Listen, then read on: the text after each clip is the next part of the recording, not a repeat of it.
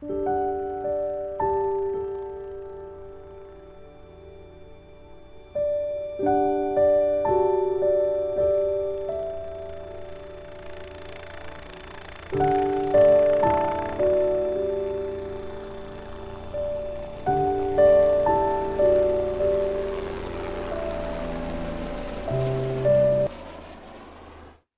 this is Ankur Bagai from Ankur Bagai Media, and today we will talking about aerial photography. Yes, the drone photography is a new industry booming in our country, and boosted by the DJI drones. We have some new rules given by the Director General of Civil Aviation that we need to focus and talk about. In our first vlog, we will talk about the issues and the problems we can face in the future if this new proposed rules gets passed by our government. Last year in December 2017, Director General of Civil Aviation gave a new proposed draft for the drone policy for 2018. On one side, they are saying that they are accepting the aerial photography and drone photography as a market, as an e-commerce consumer product. But on the other hand, they have laid down the rules that are much more harsher than even countries like China, UK, Canada, and USA. While the other countries support any drone that is under 7 kg, that's also include DJI inspired drone, can be used as a recreational purposes and that will not be counted as a commercial or any kind of a business related drone. But in our country, we have given a certain rules which are very much different from others.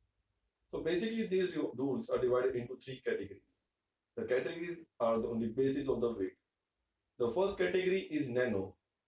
The nano category states that any drone which weighs under 250 grams will be under this category. The second is any drone which is above 250 grams but less than 2 kgs will be considered as a micro drone category.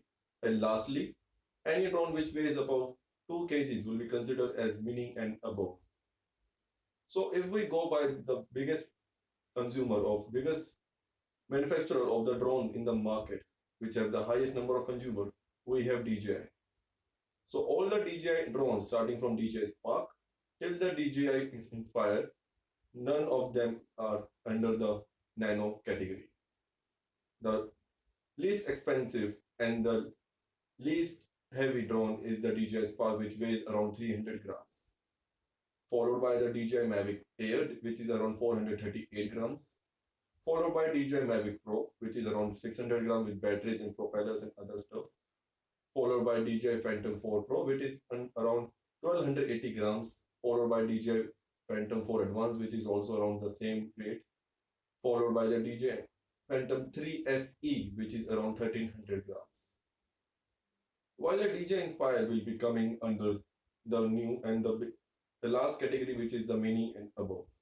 Yes, it is around 2200 grams with all the needed batteries and the Zenmuse X3 camera.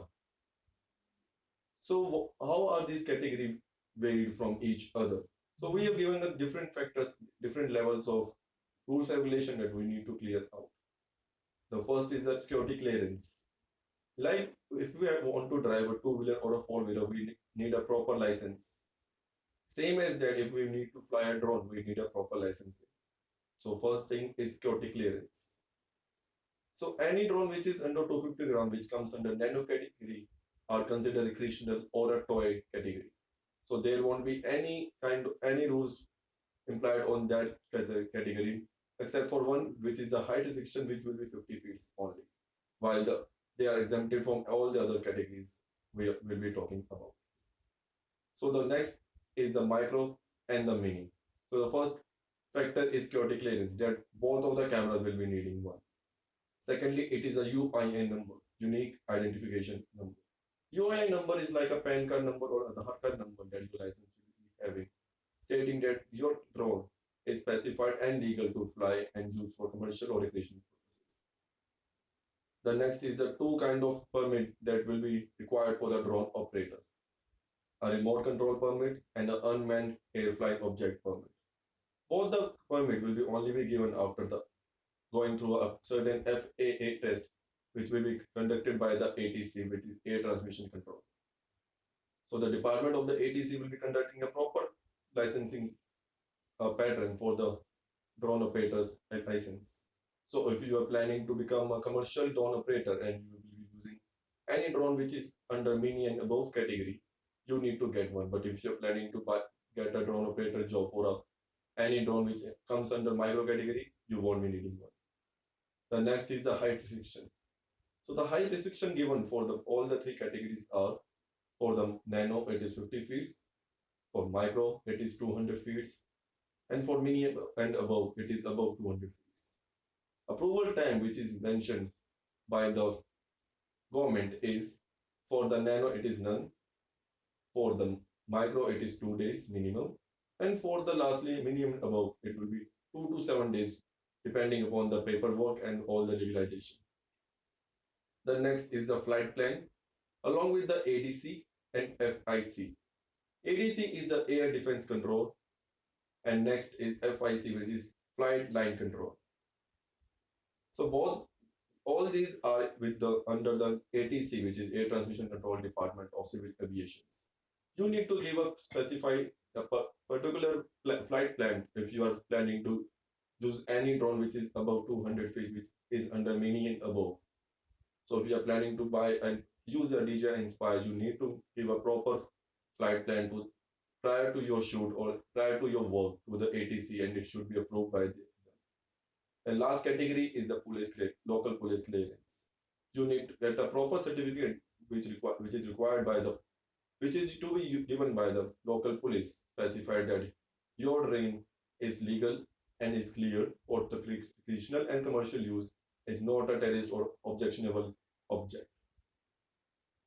These rules also implies that you cannot fly drone from 50 kilometers from the international border, 500 meters beyond the sea level, 5 kilometers from any India Chowk, Vijay Chowk, any government building like Rashtrapati Bhavan, Vijay Bhavan, or any other kind of place.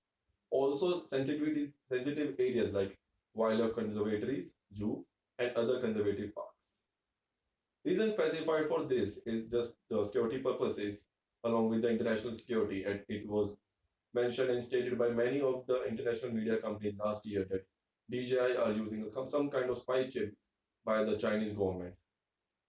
It was later proved wrong, but just because of Indian and the Chinese relationship, we need to have some kind of security which is required for these kind of drone and other Chinese products.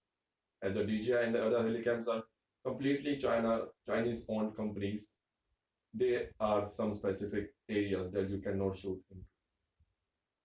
While other countries doesn't imply these kind of harsh rules, but in the other countries you have to get a proper license if you are planning to purchase and fly a drone any place else from your private land. And but the thing we hate is that commercializing the drone photography from for even DJI Spark is some kind of a job. Because DJI Spark is used for recreational purposes as it is specified as a selfie drone by the company. So all the major countries are given these rules that any drone which is above 7 kg will only be considered for the commercial purposes, while other can be specified under recreational use. Just you have to get a proper license. So we request the government that they should have some changes in this rule and alteration before it get finally passed. And if they need, they should also consider other countries which are already having rules for last few couple of years. Along with, they should also take some kind of input from the local photographers and cinematographers alike. That's it from our first vlog, and we will continue our vlogs every week, and we will talk about more issues. The next topic for the next week vlog will be the why the medium format industry in our country isn't booming as the traditional DSLRs and mirrorless companies are. What are the reasons that people tend to get into that DSLR rather than a medium format camera, even for the professional and commercial purpose? That's it from this week.